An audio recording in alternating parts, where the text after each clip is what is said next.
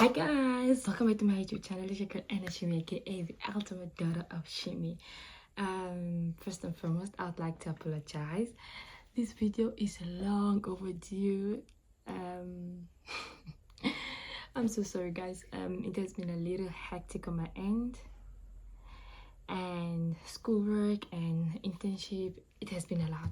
So I'm supposed to have posted this video a month ago, but I couldn't just get there. Nonetheless, to make it up, this video is probably like an hour long, 50 to 60 minutes long. So I hope you all enjoy it, and I'll be doing voiceovers in between because at some points I couldn't really vlog what was going on, so I'll be explaining throughout the video. This is just me editing. So yeah, I wish you all enjoy and feel the excitement I felt on this expedition, and y'all should subscribe. Love you, and see y'all on the flip side. JB Moro, go and get your bag.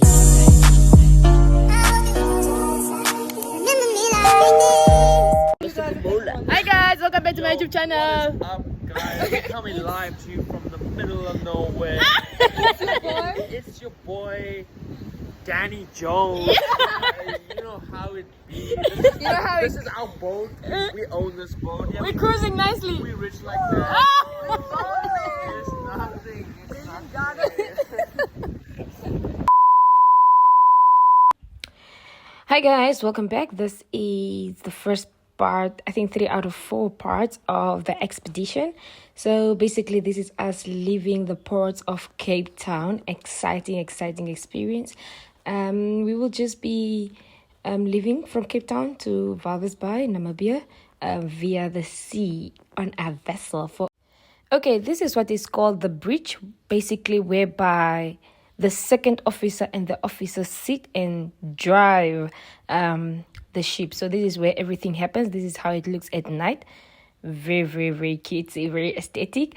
So this is basically where the ship is controlled, the movement of the ship, backwards, forward, left, right, and all sort of movements of the ship itself.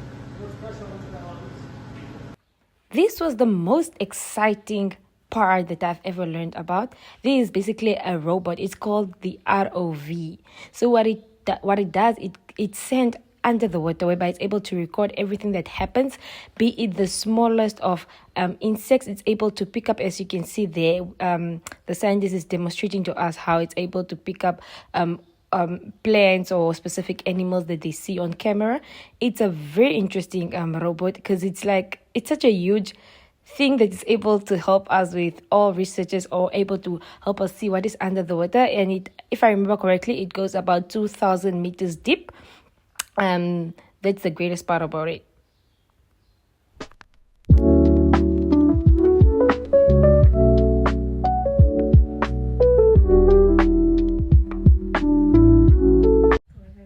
This was another exciting class that I wanted to learn about. So this is basically the storytelling class, whereby we are taught everything and anything on media, how to edit the lighting in the room, how to set up for an interview.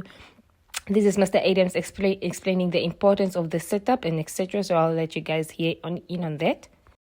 Can't wait for your interview. We will move this slide here to amplify or add something to the space. I don't know. Enough to where if you switched back and forth, it would look really nice. At a time will release and the bottle will close. One really important thing we also have to make sure. This section is the CTD, also known as Clara. So basically this is an instrument that is deployed into the ocean for us to be able to get water samples at different depth of the ocean. So this day they were deploying Of the CTD before we get ready to go in. And then when we're getting ready to stop, they'll put the barricades back up and I'll open these doors here. So the doors will come and fall out. Inboard.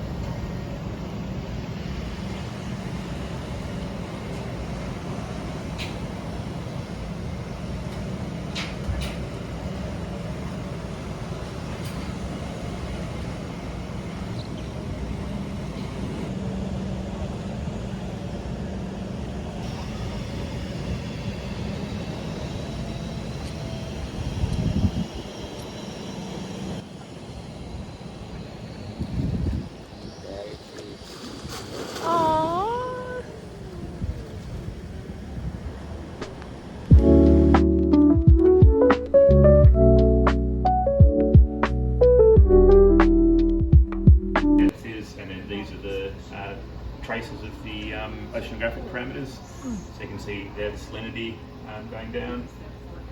You can see this blue one, that's the fluorescent, so at that peak, which is at 65 meters, because we noted when we went down.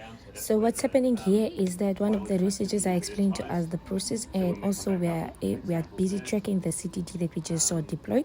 So just listen attentively and you'll learn a thing or two. So we use these beacons, which we put onto the CTD. This is a battery in it, and it's an acoustic instrument that pings back. So I've got one of these on here, so we can see exactly where it is in relation to the vessel.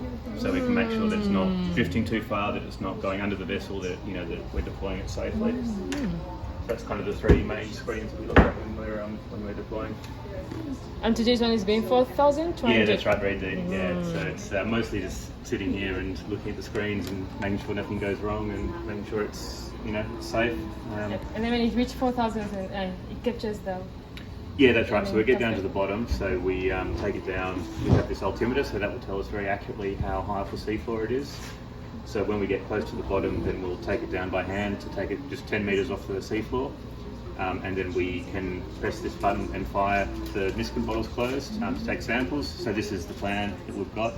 So we're going to take close three bottles right at the bottom, and then we're going to take 3 more bottles at 2,100 meters, then more at 200, and so on and so on. So we take the bottles as we come up, because if you fire a bottle at the surface and then take the bottle down when it's closed, it will implode because of the pressure. So we always sample on the way up. Curiosity, like inside that specific containers, like there are little containers in there that captures the motor. Or Yeah, so maybe a picture of the interior of the... it's the big grey bottles on the side. So there's the 24 10-litre bottles, the grey bottles on the side of Carl. So we send them down, we latch them open, and then we press this, and then the latch releases and it slams shut and captures the water. So each bottle is 10 litres. Yeah. Yeah, so we'll get 240 litres of water total coming up. So this is chamber profile. Yeah, exactly right. Yeah, so this is the live data that's happening. So we're at 2,465 meters. So you can see there, it's just slowly growing. That's salinity, the temperature. So at the moment, down there the water is 2.5 degrees. So that's the raw data down there right now. Yeah. Yep. It's so cool. And we have 2 sensors of everything so that we can make sure that they're very close. So you can see that the temperature difference between the primary and secondary temperature sensor is very, very close, which is good. So that's another thing I'm looking at, is to make sure that the sensors are showing good data. So are you able, like, to on the system to pick up maybe like if it maybe falls onto any bottom dwelling fish or whatever the situation is? Are you able to pick up through another acoustic sound to say, oh, we hit on something? Or No, I mean you could. So at the moment we don't. So the only acoustics we have is just for positioning. So that won't tell us about biology, but you can put other acoustic instruments on it. So it's quite flexible. You can put different instruments on it. You can put instruments that will tell you what the ocean currents are doing. You can put instruments similar to what we have on board, like echo sounders and things like that. So you can put different instruments on, but at the moment we don't have that. Yeah. Out of curiosity, did you ever think of sending the CTD with a camera down there, and then just to see all the action when you open and close the so we container? absolutely. I haven't done it on here, but I have because the problem is the pressure is very high, so you need special cameras. But I have done on other ships just shallow casts, and you just put a GoPro on it.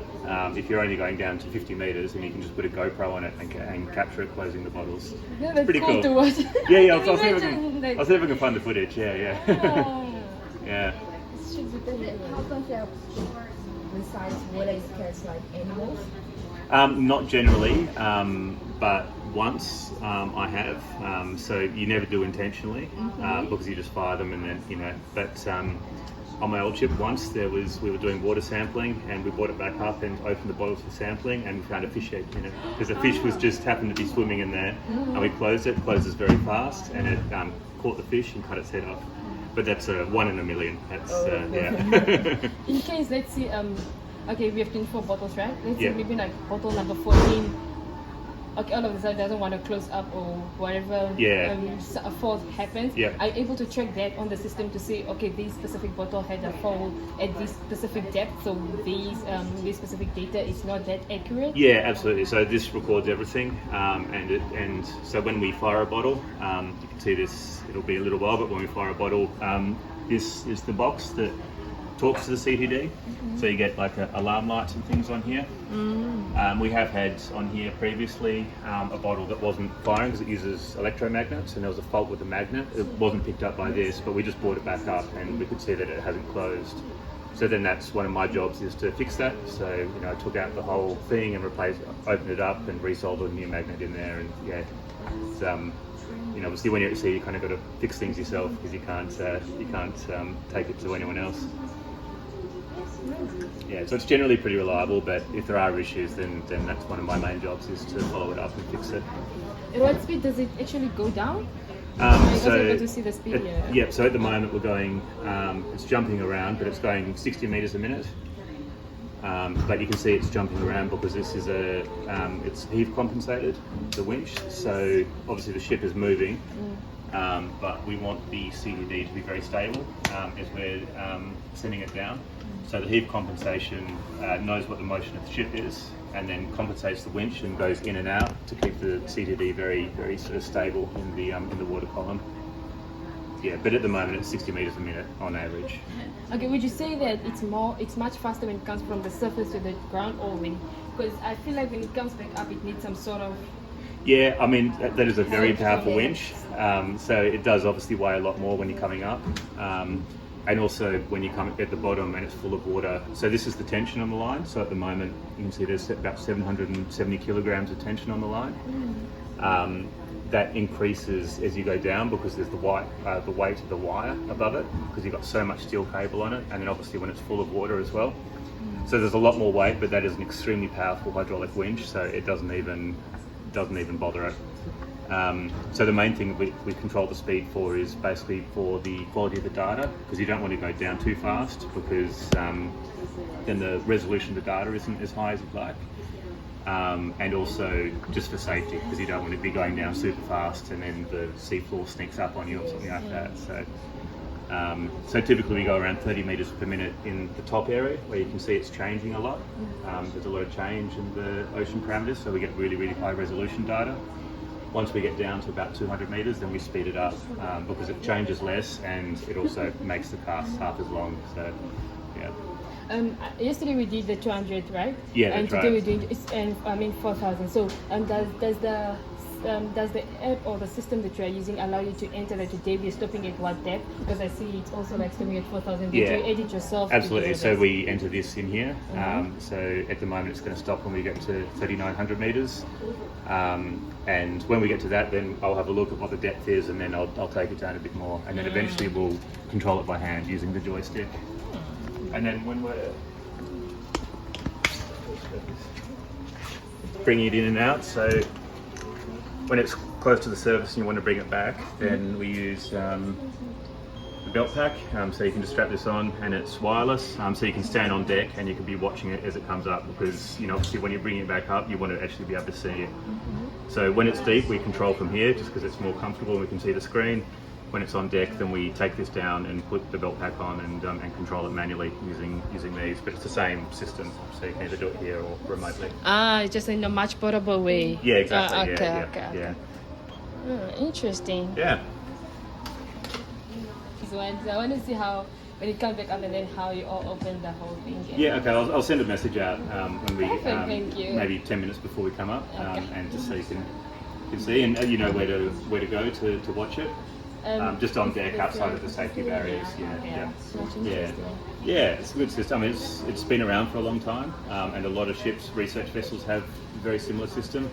Last ship I worked on, previous research vessels I worked on had exactly the same system, but it's very reliable, it's very accurate. very precise, and so it's kind of one of the main things that people around the world use. The thing is that at school we learn about the CTD, Oh, but then yeah. you don't get to see it. Yeah, So yeah, it's exactly. like, oh, I saw you in my notebook. Now I see you physically. Yeah. So it's like now doing that, then you understand it deeply to say, Yeah, oh, okay, absolutely. now I Yeah. can put my theory into practical. Yep. Yeah, it's kind of interesting. And we have kind of similar systems on the subs. So let's see if you can see it. Yeah, so if you see that steel cylinder on Neptune, the longer cylinder, Oh yeah. so that's also a CTD. So that just measures the salinity and the temperature. And then I don't think there's any on that at the moment, but we have small Niskin bottles, small sampling bottles. So we can do the same kind of thing on the submarine and the ROV as well as this. So you're also able to control the other one when you're in the sub, or only when you're up here? So the one on the sub, the sub pilots just turn it on when they leave, and it just continually records data as they're doing the whole dive, and then they use the manipulator arm to close the Niskins manually. They're only small ones. So it also collects the same data? Yeah, exactly, same okay. data, and they can also take small water samples, but only 4 1-litre bottles, not 240 litres. So. What was the deepest that the submarine went, and how did the productivity, or how did the whole information look compared to now the 4,000 meters we're currently doing? Yeah, so that they go to 1,000 meters, so shallower than this. Okay. Yeah, so the nice thing about Carl is it can go up to 6,000 meters, so we can get super deep. So Carl and the ROV can both go to 6,000 meters. The submarines 1,000 meters only. On average, like for the 4,000 meters, Yeah. how long does it take to get down there, and how long does it take to come back up? Which one is much faster? Yeah, well, going down is usually faster because when you come up, you have to stop to collect the water samples. So for every time you stop, you have to bring it to a stop, and then you wait about 60 seconds to let the water settle in the bottles and get good sensor readings, and then you close it. So each one of those takes probably about 5 minutes to do the sample. So at the moment you're not collecting data, you're just allowing it to go down, and you collect from the bottom. Yeah, collect the water samples coming up. Okay. Because if you collect them going down, if you close a bottle at 200 meters and then take that down to 4,000 meters, the pressure will collapse. And it'll implode. Super. Yeah. There's a neck toss being done on the Oh yeah. so I invited to go see it. Yeah, no, it'd be super cool. Yeah, Joe's doing a net toe, so absolutely. Yeah. Thank you. Yes, it depends on the engine. So if I'm using Unity engine, where is it from? What's its behavior? Welcome to the most interesting part. This is the part whereby ocean literacy is collaborated with gaming. Can you imagine that? Having to understand what is going on in the ocean by playing a game. It's such an amazing idea. Whoever brought it up is such a genius. So here they're just illustrating on how to use it. And then here we are in the real gaming room. Basically, we're able to come up with different structures, trying to make a specific environment. It's all for the benefit of learning and teaching.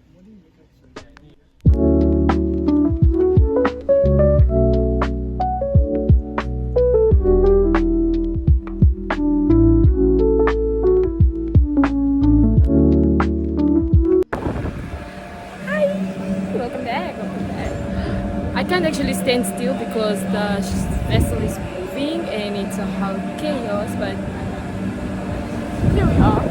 Beautiful day, beautiful serenity, and just beautiful people.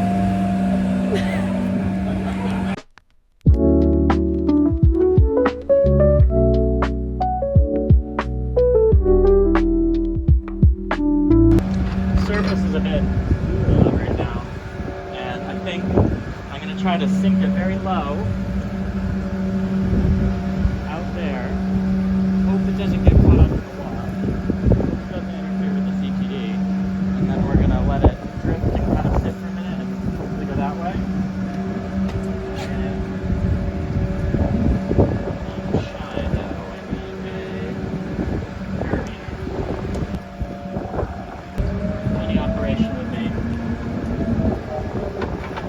Sanctioned science.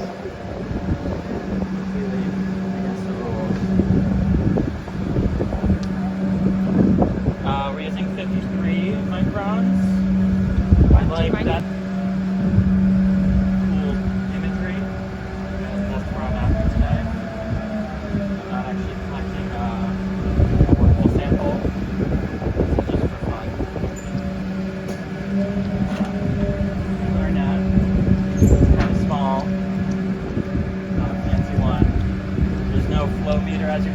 very not scientific. Because I don't have one that fits it. And then we just always check. Cleaned it beforehand. I just cleaned it. Make sure this is nice and tight. Now, because I want to sink it, I've got a lot of current going on there. And I guess how much weight to put on it. It's always a tricky bit. So we're gonna guess big one and one small one.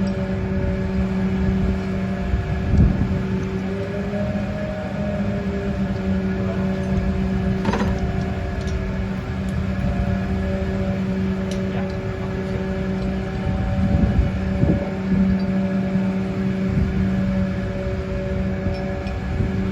Pretty screwed up.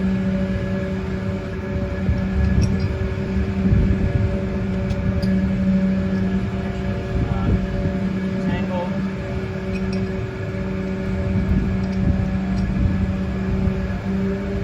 So if you're looking for like bigger kind of krill and things, you might put like a 200 micron filter on it, and then you can get a lot larger sample.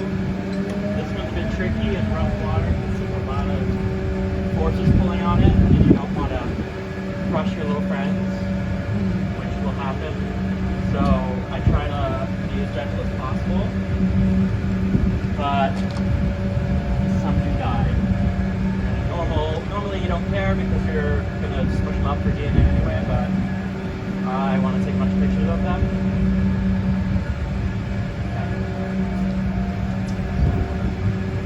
There. Sure, this reel is sort of overnight.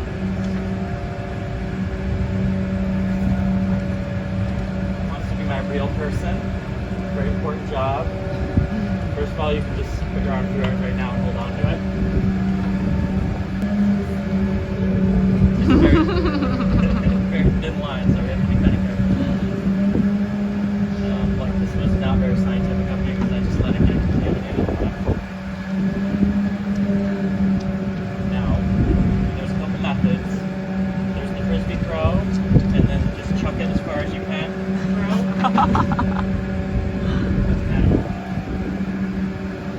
Make sure we're tied on. An amazing knot. A good amount of it overboard already. Make sure it's loose.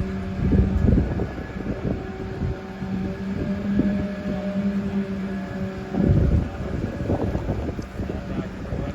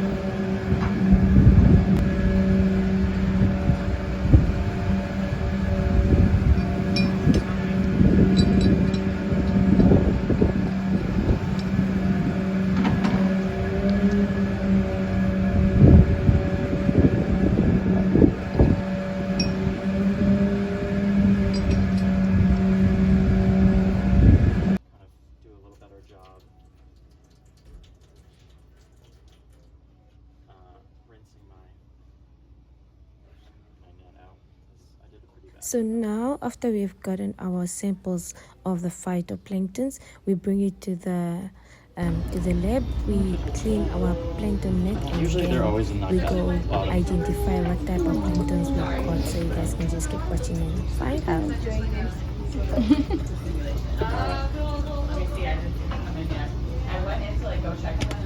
That's okay for now. Now I just want to make sure my sieve is Glenn. because I used this to filter the water earlier. And that will have big chunks in it, and I don't want those. Okay. Now, I think I should just be able to pull this out and go right in the sample container. But that's not always the case. Today is fun because it's like a lot of. Okay, so we got some fun. Yes. Couple fun little guys. You guys aren't doing any. We might do a station recording, but we'll talk tonight. I just need one hand. I don't have a base for my. So for this, I'm gonna use some tweezers that I definitely have from here. But yeah, so today is Pull out the O-ring. So Joe sent me a note at the last minute. It was like, I don't know if anything. And then we're just gonna take this, and we're just trying to get enough water in there where we can get the sample out, but also where they have something to hang out on. Again, I'm not a. Science, and then they're also working on. So these guys can be submerged. I just got. Sometimes they stick to the rubber ring, so I just give it a little. Yeah, these are definitely submergible. This one still needs And that's good. to go through, so you can get a little. Now you can see my very unscientific method here. Anybody good, or are they just all like co-plots? I don't know yet. Let's find Slow out. to scan, so it doesn't want to do profiles. You kind of just gotta let it sit at like 5 meters Is it and just run. We got some blobs, we got some live things, some gunk. And that takes like 15 seconds. So like Some if you're action. casting, you're not really getting everything you want. Gummy algae holding them all together. Yeah. But now the fun begins. So I would say this is a pretty small sample. This isn't something I'm overjoyed about, but. Okay, so now I'm just checking to make sure. Yes, I have a hand. And you can see behind you, that will show up most of it. Were you in this a bit, Adam?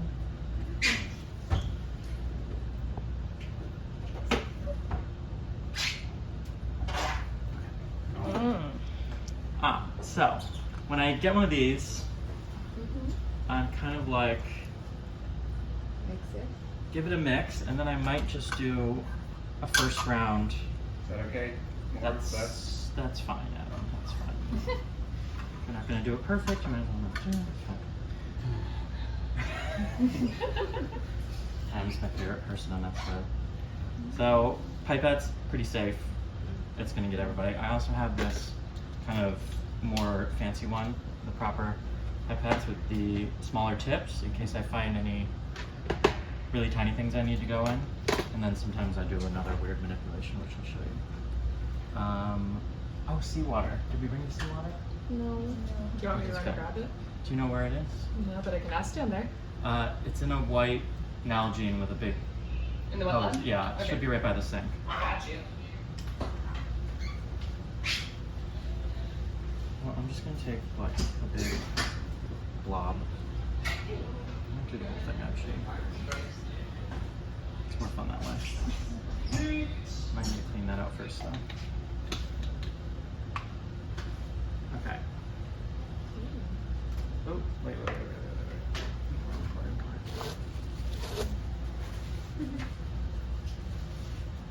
So this is kind of a weird set. This is again not very scientific. It's a weird setup I've kind of come up with to take cool images.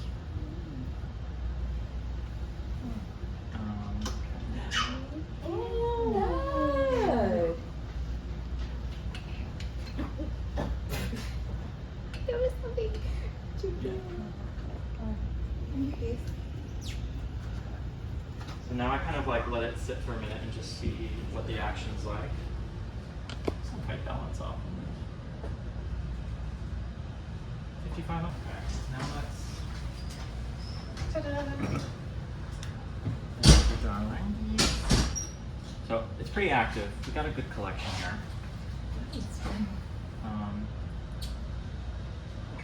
Now you can also do this as well.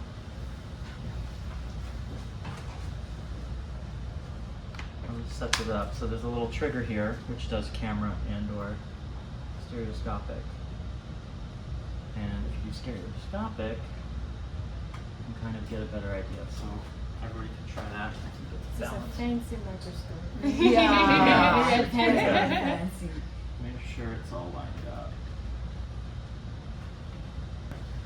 But the stereo bit is the fun bit. I'm going to grab something else.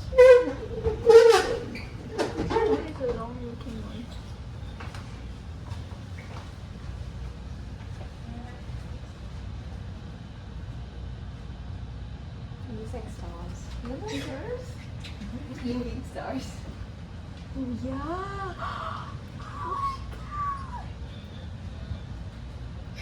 I could stay here forever.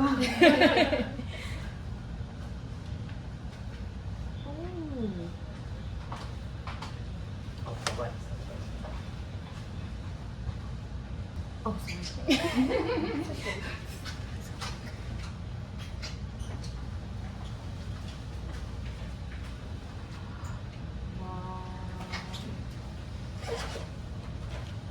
I love the whole diversity going on now. I mean, you can imagine having it as a wallpaper. Yeah.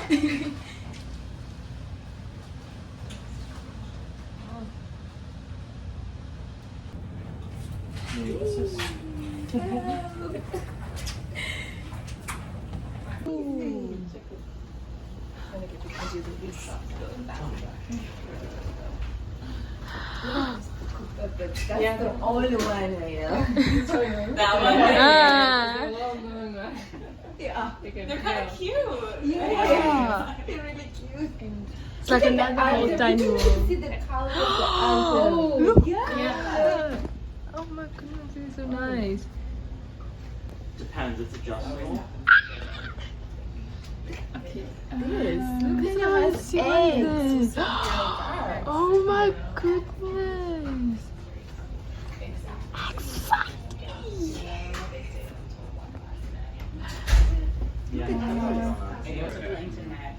While you were down in the engine room, Joe just texted me. It's like a dino.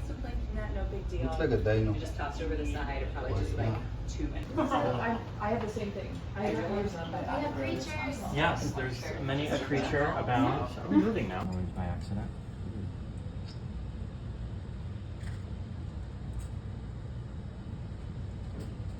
And then sometimes I'll use this, and I'll have like a clean water dish.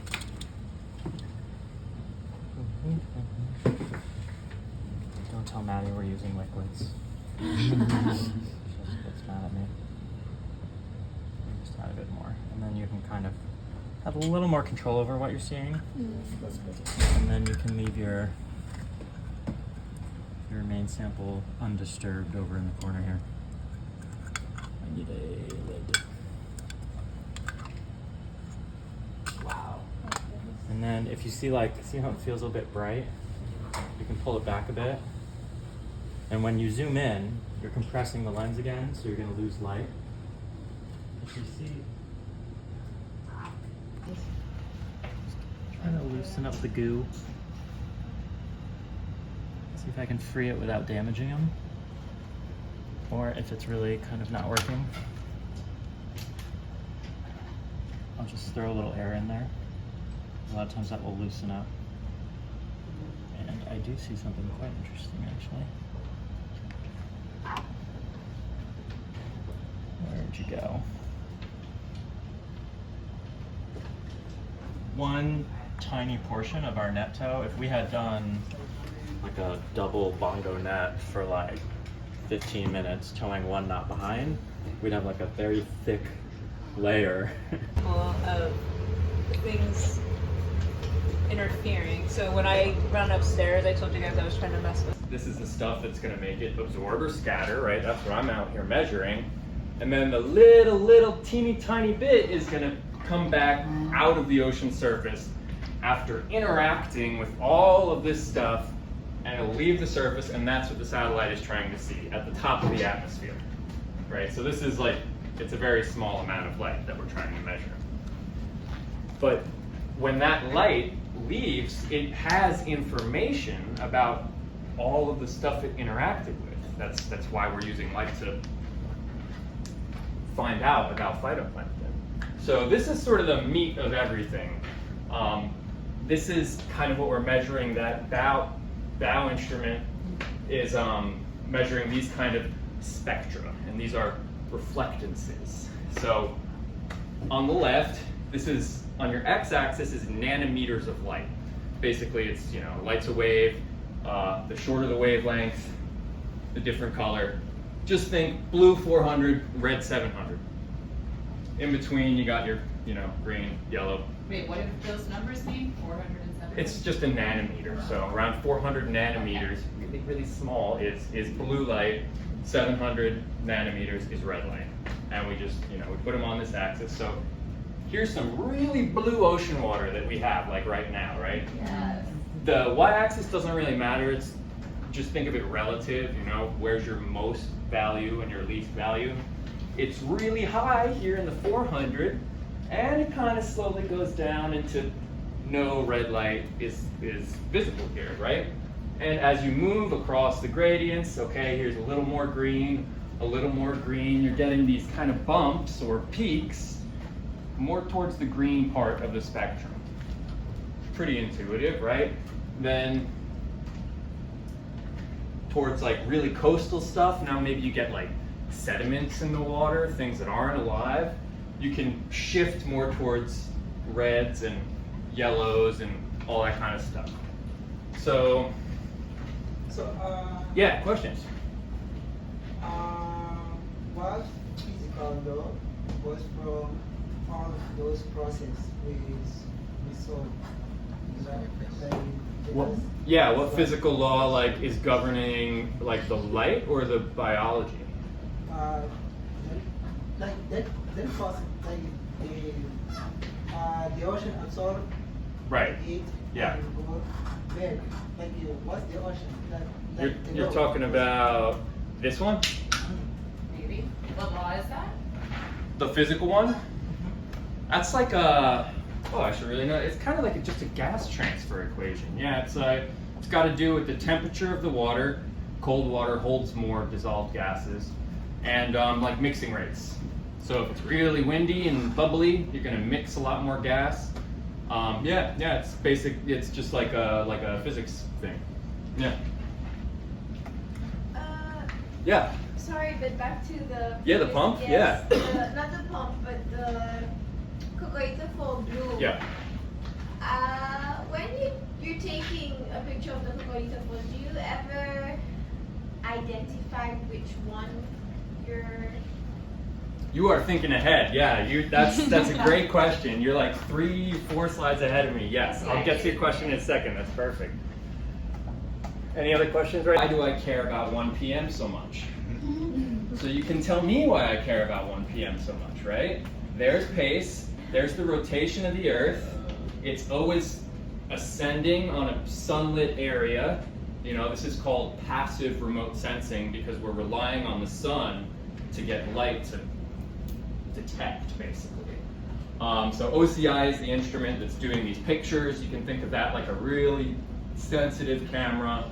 And I'm glancing over the fact that there's some really other cool instruments on PACE that are cool. Of a coffin maker cannot be trusted in a funeral. Like, how do you trust somebody who wants profit from this? Like, he makes the coffins to get profit, and then comes to cry. Somebody's dead, like that is part of his business. So I was thinking like... Yeah. Hi guys! Another beautiful day, another vlog. They are really coming out nice. We almost Look at this guys. Hi. Elizabeth, you wanna join? Oh, yeah. Like, guys look beautiful.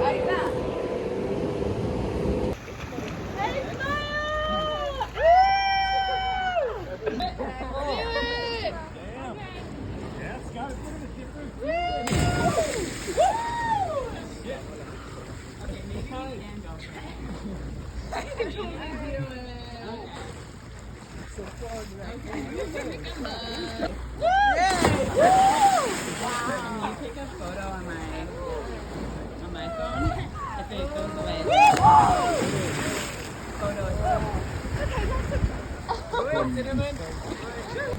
Okay, Nene, are you gonna go down there? I want to think about jumping, but I'm still a little scared. Okay. It's so high. It's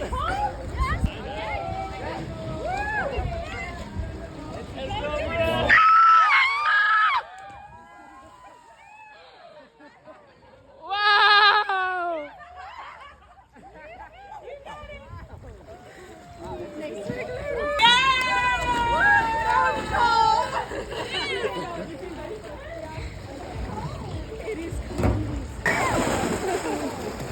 oh my god.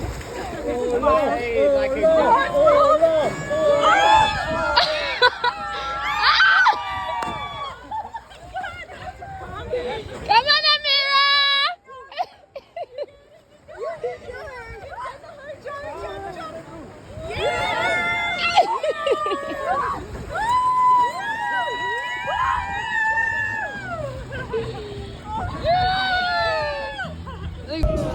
The non-swimmers! But it looks super fun there.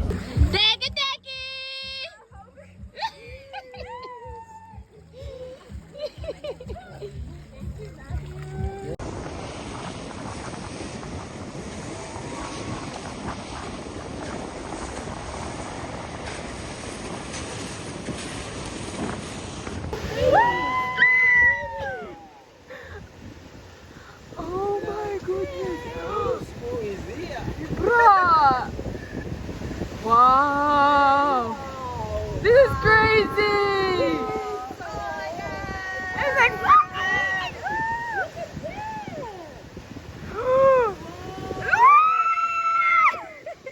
they're putting it all show! Oh my goodness!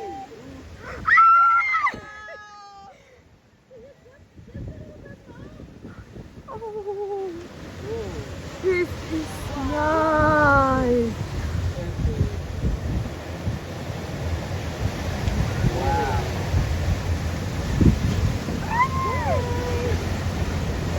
This is super nice. I'm gonna make people jealous with this. I'm gonna make. I guess it's day 4 on the deck or whatever. So now we're just having a good time, just chilling and relaxing. Currently just vibing. Everyone else is just relaxing. So yeah, I'm looking forward to finishing this edit or whatever. I don't even know. And Matthew's fun fact about me, I don't know. Well, what is the fun fact about?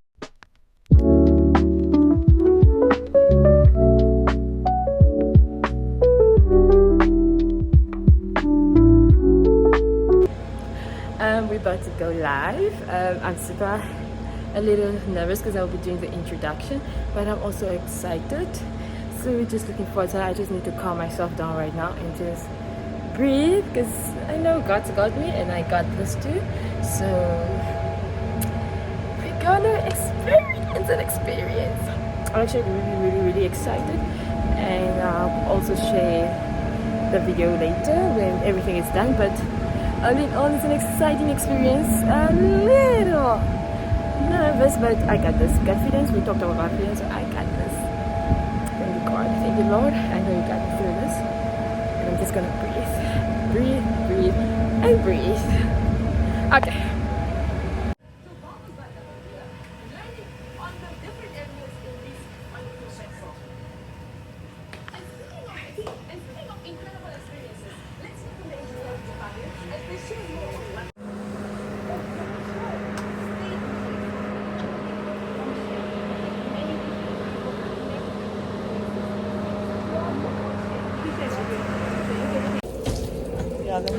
That's a wrap. It was a beautiful experience. Beautiful. I was still nervous, but we're seeing Lame. Welcome to Namibia, baby. Welcome. Wow. Matesh. Is this your first time to Namibia? Yeah. Hey. Welcome to my homeland.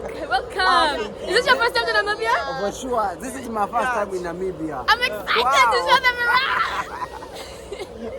What's up? We coming to Namibia, the land of the beautiful desert. Tell us, how excited are you to see Namibia? Oh, I'm super excited. Namibia is cold. I've just seen jellyfish here. Just like, oh, there's so many. From what country This are you? country looks cool. I'm from Kenya. How is it there compared to Namibia? It's cool. But I'll explore Namibia and see. Hi, Christian. I'm just happy to see you. Where are you from? From Tanzania. All the way from Zanzibar. Yeah. How are you finding Namibia? You are welcome, Zanzibar. Hi, Mario. From which country are you, and how are you finding Namibia so far? Oh wow! Well, I find it very, very beautiful. And I'm from Croatia. Mm. So, and we have pilot coming on board. So, we'll see how this connection happens. Okay. Hi, Melissa. Hello, how are you? I'm very well. From what country are you, and how are you finding Namibia so far? I am from the United States. I live in California, and I am very grateful to be here. It's been an amazing trip, and I'm excited to see the pilot board. Ooh. All excitement. Hi, Nady. Tell us from where you from and how you finding Namibia so far. Oh, I'm from Mozambique, and I think it's really beautiful. I love the deserts. Hi, Martha. Tell us where you're from and how you find Namibia so far. Wow, I'm so excited to be in Namibia. This is my first time. I'm from the United States in Detroit. What are you looking forward See to? the desert. I'm excited to see the birds. Not as excited about the seals as I've learned, even though I think they're very cute. And I'm excited to see the desert on the sea. Nice. We're in Namibia. You see out there looking all cutesy. Have you ever seen it? No, from this side, never. I've never. The time we went is project. Oh, then you guys can see. Must be nice. I've never been. It doesn't this mean nice side. because the small boat in the sea. Where you're from and how you find Namibia so far? I'm from New York. And what was the question? How do you find Namibia so far? Oh, it's beautiful. Look at this architecture. Hey. You excited to be here? I'm so excited. I want to see the sun though. Yeah, not anytime soon. Not anytime soon. Hi Dave, where you from and how do you find Namibia so far? I'm from Singapore and I find Namibia cold. It's very cold, but What are it's you very looking nice. forward to? I am looking forward to it not being so cold. No, I'm looking forward to going on shore. Apparently we got a trip, so I'm looking forward to that. Nice. Okay, so Hi Louise, what country are you from and how do you find Namibia so far? okay, so I'm Luis Kimaru. I'm from Kenya, and I love Namibia. I absolutely love Namibia. What are you looking forward to? Seeing the Long Beach. Okay. Okay, that's exciting.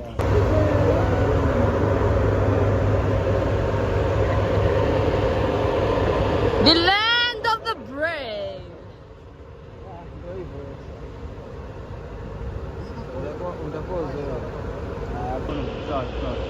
Oh no, it's not. Sorry. My bad. It's not.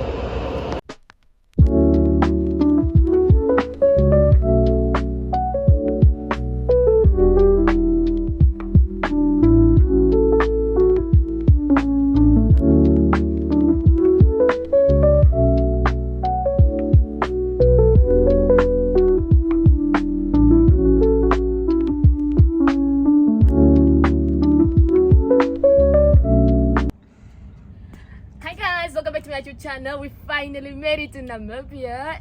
As you can see the land. Okay, now a few pictures, please. Hi guys, welcome back to my YouTube channel. It's day 5 and we're reporting live from Namibia, West Bay. Yes!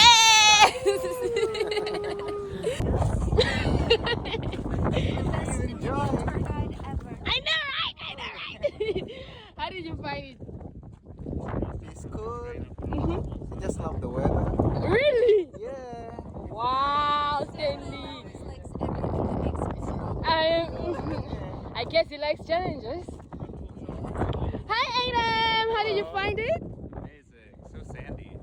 It's good. Oh, that's Beautiful. nice. That's nice. From Moshibarango, that's like, yeah, maybe. Where? It looks nice.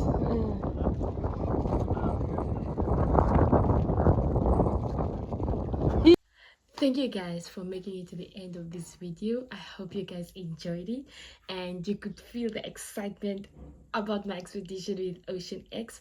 Secondly, I would love to thank the Young Explorer program for giving us this opportunity and the platform to be able to learn the aspects of our careers. This was the most amazing expedition that I've ever had of my career so far, and I'm looking so much forward to having many more, and I'm genuinely just grateful to Ocean X. Thank you, and thank you. Don't forget to like, share and subscribe, and I'll see you guys in the next vlog, hopefully in a week's time. Love you. Shiimi signing out.